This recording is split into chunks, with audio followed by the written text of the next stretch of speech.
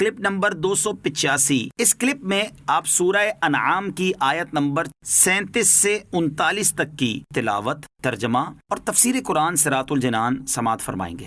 بسم اللہ الرحمن الرحیم۔ ترجمہ: اللہ کے نام سے شروع جو نہایت مہربان رحمت والا ہے۔ وَقَالُوا لَوْلَا نُزِّلَ عَلَيْهِ آيَةٌ مِّن رَّبِّهِ قُلْ إِنَّ اللَّهَ قَادِرٌ عَلَىٰ أَن يُنَزِّلَ آيَةً وَلَٰكِنَّ أَكْثَرَهُمْ لَا يَعْلَمُونَ۔ ترجمہ: اور کہا ان پر ان کے رب کی طرف سے کوئی نشانی کیوں نہیں اترتی؟ تم فرما دو کہ بے شک اللہ کسی نشانی کے اتارنے پر قادر ہے، لیکن اکثر لوگ بے علم ہیں۔ وقالو، اور انہوں نے کہا، کفار مکہ نے کہا تھا کہ محمد صلی اللہ علیہ وسلم پر ان کے رب عز و جل کی طرف سے کوئی ایسی نشانی کیوں نہیں اترتی جس کا وہ مطالبہ کرتے ہیں۔ اس پر نبی کریم علیہ الصلوۃ والسلام کو فرمایا گیا کہ ان کے جواب میں اے حبیب صلی اللہ تعالی علیہ وسلم تم فرما دو کہ بے شک اللہ عز و جل ہر قسم کی نشانی اتارنے پر قادر ہے، لیکن اکثر لوگ اس بات سے بے علم ہیں کہ اگر کوئی نشانی اللہ عز و جل نے اتار دی تو نہ ماننے کی صورت میں فوری طور پر ہلاک کر دیے جائیں گے۔ کفار کی گمراہی اور ان کی سرکشی اس حد تک پہنچ گئی کہ وہ کثیر آیات و معجزات جو انہوں نے سرکار دو عالم علیہ الصلوۃ والسلام سے مشاہدہ کیے تھے ان پر قناعت نہ کی اور سب سے مکر گئے اور ایسی نشانی طلب کرنے لگے جس کے ساتھ عذاب الہی ہو، جیسا کہ انہوں نے کہا تھا اللہم ان کان ھذا ھو الحق من عندک فامطر علینا حجارۃ من السماء۔ یا رب اگر یہ حق ہے تیرے پاس سے تو ہم پر آسمان سے پتھر برسا۔ اس پر انہیں فرمایا گیا کہ یہ جاہل ہیں اور جانتے نہیں کہ اس طرح کی نشانی کا اترنا ان کے لیے بلا و مصیبت ہے کہ انکار کرتے ہی ہلاک کر دیے جائیں گے اور اپنی موت خود اپنے منہ سے مانگ رہے ہیں۔ ان معجزات کا نہ اتارنا بھی حضور انور علیہ الصلوۃ والسلام کی رحمت کی وجہ سے ہے۔ وَمَا مِن دَابَّةٍ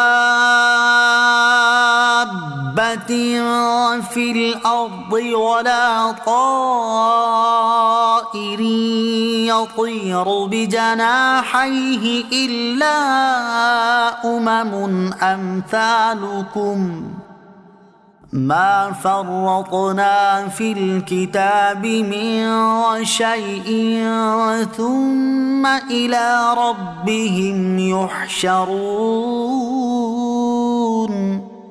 ترجمہ: اور زمین میں چلنے والا کوئی جاندار نہیں ہے اور نہ ہی اپنے پروں کے ساتھ اڑنے والا کوئی پرندہ ہے مگر وہ تمہاری جیسی امتیں ہیں۔ ہم نے اس کتاب میں کسی شے کی کوئی کمی نہیں چھوڑی، پھر یہ اپنے رب کی طرف ہی اٹھائے جائیں گے۔ الا امم امثالکم، مگر وہ تمہاری جیسی امتیں ہیں، یعنی تمام جاندار خواہ وہ چوپائے ہوں یا درندے یا پرندے، سب تمہاری طرح امتیں ہیں۔ یہ مماثلت تمام اعتبارات سے نہیں بلکہ بعض اعتبار سے ہے، اور ان وجوہ کے بیان میں بعض مفسرین نے فرمایا کہ حیوانات تمہاری طرح اللہ عز و جل کو پہچانتے اور اسے واحد و یکتا جانتے، اس کی تسبیح پڑھتے اور اس کی عبادت کرتے ہیں۔ بعض کا قول ہے کہ وہ مخلوق ہونے میں تمہاری مثل ہیں، بعض نے کہا کہ وہ انسان کی طرح باہمی الفت رکھتے اور ایک دوسرے سے سمجھتے سمجھاتے ہیں۔ بعض کا قول ہے کہ روزی طلب کرنے، ہلاکت سے بچنے، نر مادہ کی امتیاز رکھنے میں تمہاری مثل ہیں۔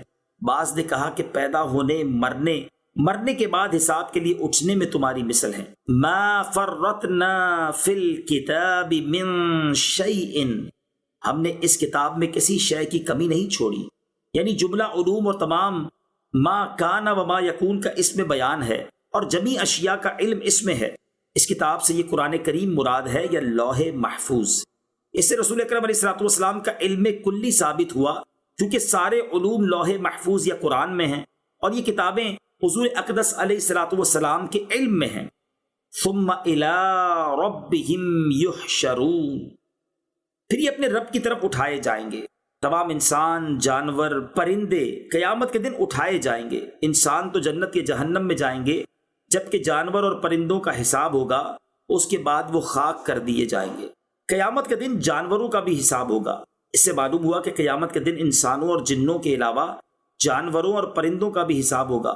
بعض احادیث میں بھی یہ بات بیان کی گئی ہے چنانچہ حضرت ابو ہریرہ رضی اللہ تعالی عنہ سے روایت ہے اور یہ مسلم شریف کی حدیث ہے، نبی کریم علیہ الصلوۃ والسلام نے فرمایا قیامت کے دن تم لوگ ضرور حقداروں کو ان کے حقوق سپرد کرو گے، حتیٰ کہ بے سینگ بکری کا سینگ والی بکری سے بدلہ لیا جائے گا۔ حضرت عبداللہ بن عمر رضی اللہ تعالیٰ عنہ فرماتے ہیں قیامت کے دن زمین کھنچ کر چمڑے کی طرح دراز ہو جائے گی اور اللہ تعالیٰ انسانوں، جنوں، چوپایوں اور وحشی جانوروں، الغرض تمام مخلوق کو جمع فرمائے گا۔ اس دن اللہ تعالیٰ جانوروں کے درمیان بھی قصاص رکھے گا، یہاں تک کہ بے سینگ والی بکری کا سینگ والی بکری سے بدلہ لیا جائے گا۔ پھر انہیں کہا جائے گا کہ تم سب مٹی ہو جاؤ۔ اس وقت کافر یہ تمنا کرے گا کہ کاش میں بھی مٹی ہو جاتا۔ والذین کذبوا بآیاتنا صم وبکم فی الظلمات من یشاء اللہ یضللہ ومن یشاء یجعلہ علی صراط مستقیم۔ ترجمہ، اور جنہوں نے ہماری آیتیں جھٹلائیں وہ بہرے اور گونگے ہیں، اندھیروں میں ہیں، اللہ جسے چاہے گمراہ کرے اور جسے چاہے سیدھے راستے پر ڈال دے۔ والذین کذبوا بآیاتنا، اور جنہوں نے ہماری آیتیں جھٹلائیں۔ ارشاد فرمائے کہ جنہوں نے ہماری آیتیں جھٹلائیں وہ بہرے اور گونگے ہیں، کیونکہ حق ماننا اور حق بولنا انہیں میسر نہیں، اور وہ جہالت، حیرت اور کفر کے اندھیروں میں پڑے ہوئے ہیں۔ اللہ عز و جل جسے چاہے گمراہ کرے اور جسے چاہے سیدھے راستے پر ڈال دے اور اسلام کی توفیق عطا فرمائے۔